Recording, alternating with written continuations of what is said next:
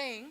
So there is an entire system which is working behind this running. The same happens in vertigo. You have, or a same like a car which has a key, starts it, there's an engine, and then there is a signal and the driver who is driving it. So it is the brain, it is the spine, it is the foot, which is your central vertigos, and peripherally it is the eyes and the ears which are intercepting the space and motion, and that is how you take ahead and you work out on the balance system. So don't entirely depend on the inner ear. It is what is it getting percepted and how it is going to react is based on the system. Now coming to the inner ear module, there are three semicircular canals. There is a cochlea, there are utricle and saccule, which are the otolithic organs. Otolithic organs maintain the verticality. आप सीधे चल रहे हो, आप side में move कर रहे हो, आप ऊपर नीचे जा रहे हो, वो पूरा linear acceleration. That entire story is on the otolith organs. Coming through the three semicircular canals, there is an horizontal canal. We don't call it lateral canal as per the Bharani Society. We call it the horizontal canal. We call it the anterior canal. We don't call it anymore superior canal because that's how Bharani Society places it. And we call the posterior canal. So these three canals have their own movement. So it is yaw, pitch, and roll. So this movement is X. This is x-axis based on the graph. Suppose if we take a graph, this is x, so this is your x. So horizontal canal moves in this directions, angular acceleration movements. Y is your pitch, this movement, that's the anterior canal, and Z is your oblique movements based on this. I hope you all are aware that based on the airplanes maneuvering, our maneuvers are also decided based on that. So the concepts have come from the laws of physics. And we are the, I think we along with the radiologists are the only people who deal with the physics part of physics comes into our questions also a lot in ENT, basically more into ear. So now coming to the history taking. So now there is a patient who is coming to you with vertigo. There are some key questions you need to ask. What is the characteristic of the vertigo? आपके vertigo के बारे में बताइए, वो आपको दुनिया भर का बात बोलेगा. I will tell you कि हमारा मैंने फाइल लाया, मैंने ये दवा लिया, मेरे को ये तकलीफ हुआ, मेरा फिर भी नहीं ठीक हुआ, फिर मैंने 3 डॉक्टर के पास मैं और गया, मैं ऑर्थोपेडिक के पास गया, मैं इसके पास गया.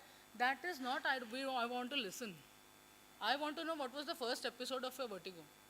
Define your vertigo. Every patient will have a different history. You have to ask them one straight question. Tell me आपका उस दिन क्या हुआ, कैसे शुरू हुआ ये चीज़? How did it start? Then they will tell you कि मैं सोया था, मैं सो के उठी and I started getting giddy और मेरा चक्कर काफ़ी लंबा चला इतना कि मुझे फ़ोन लगाना पड़ा, फिर डॉक्टर ने एक दवा बताया, मेरे को कम हुआ, लेकिन उसके बाद फिर शुरू हो गया. That is the classical. So you need to know the first episode of the patient, maybe the second episode, and the current stance of the patient. Current. Because even a first case of benign paroxysmal positional vertigo can make the patient land after 2 years in triple PD. The entire treatment plan will change. Huh? So your history has to be bang on. If you have to ask the patient the 4 lead questions which I showed you about vertigo. Was it rotatory spinning? Was it tilting, swaying, rocking?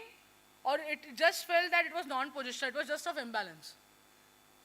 These 4 things you need to clarify on the characteristics. And ask them about the first and current plan, because the entire treatment dilemma will change, because vertigo has a psychiatric overlay at some point of time.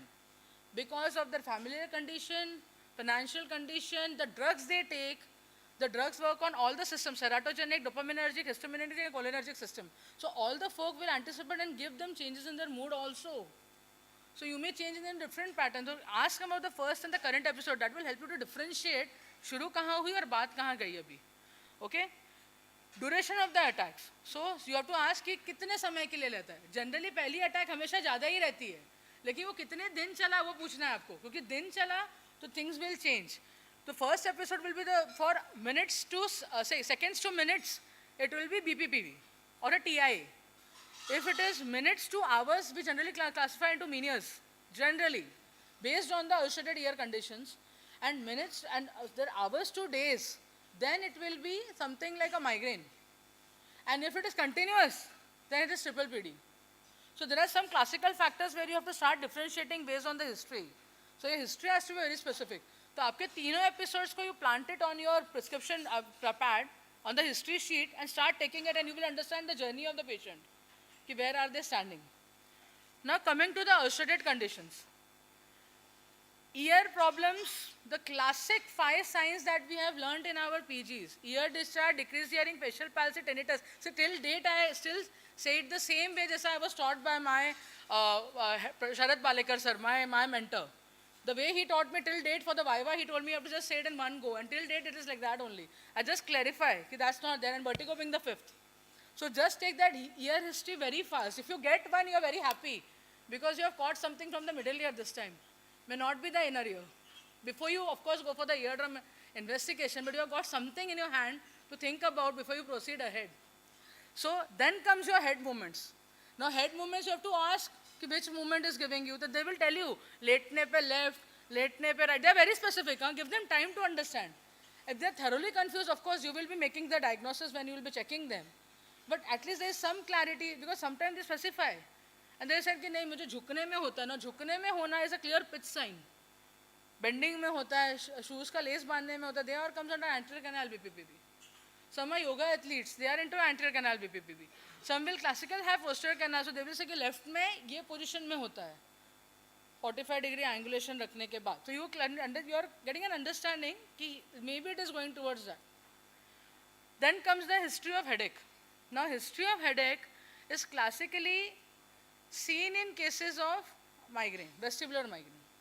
Bharani Society, though, has removed the criteria of headache, it is important to ask this question, you know. And why I will tell you later on in some of the case discussion why I also asked it even though I was not suspecting it. But I did ask. Intolerance to light and sound, photophobia, phonophobia, again is part of vestibular migraine. Fever and upper respiratory tract infection is mainly for your vestibular neuritis, labyrinthitis cases. Of course, decreased hearing is something that you have to intercept between the two also. So that is further thing. Neurological symptoms, 3Ds, diplopia, dysarthria, dysphagia. सीधा पूछ ही लेना है. And blackouts, tingling numbness, hemiparesis. You are ruling out acute vestibular syndrome versus stroke. So just rule it out in one go. Neurological symptoms. Comorbidity, ask about blood pressure, ask about diabetes, ask about any drugs, current medications, TB, asthma, thyroid. Now, thyroid has a very strong significance on vertigo. Majority of my patients entering, I find a borderline TSH. And of course, I'm writing a research paper now to present in Bharani.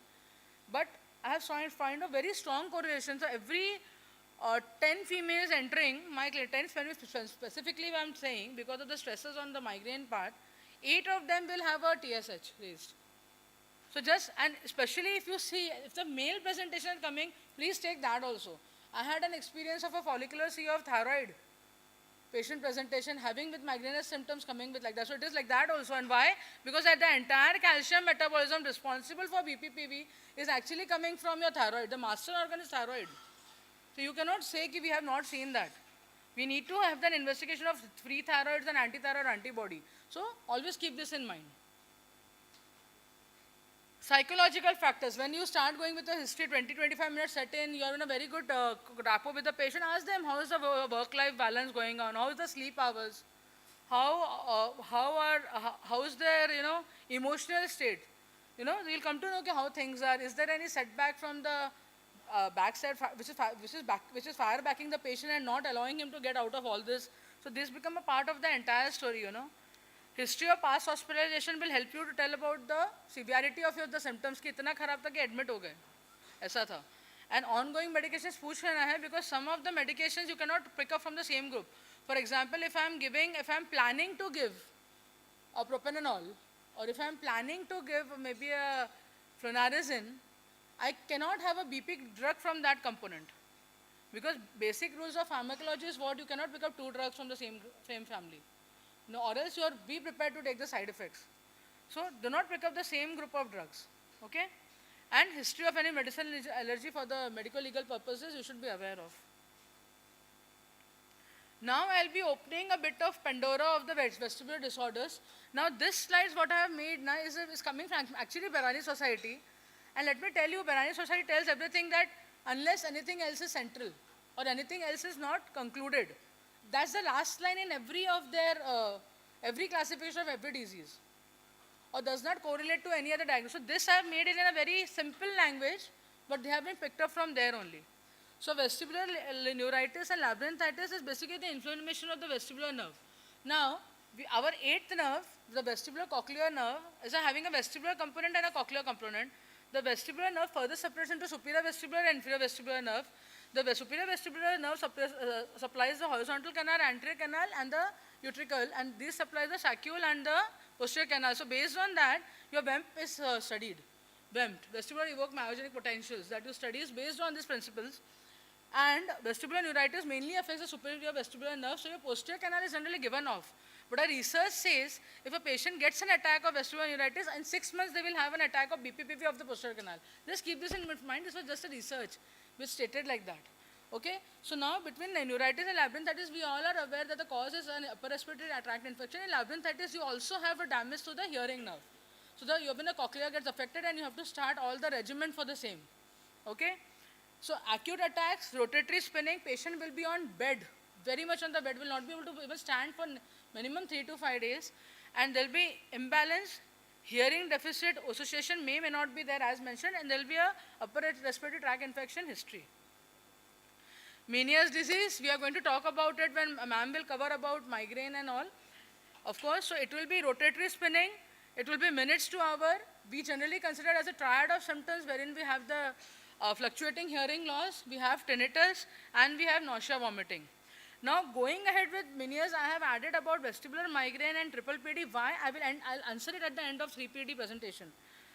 Now, vestibular migraine generally has a rotatory spinning, very bad vertigo. The patient may not even stand. Such may be the vertigo. There are hours today. They will be associated with headaches. There may be intolerance to light and sound. There will be blurring of the vision. There will be severe anxiety, nausea,